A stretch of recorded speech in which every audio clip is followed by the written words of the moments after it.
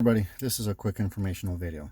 I'm going to show you how to gain access to your car, Dodge, and this is on a Dodge Durango, but this will work on any Dodge with this type of key fob. So if your key fob battery completely died, where you press and nothing happens, to gain access to your vehicle, on the back right here, you got a little release lever for your actual key, and you can actually use this to unlock the door.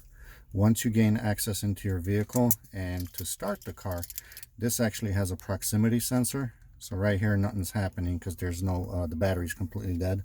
What you're gonna do is you're actually gonna press and hold on the brake pedal, and you're gonna, with the key fob, you're gonna push the start button here.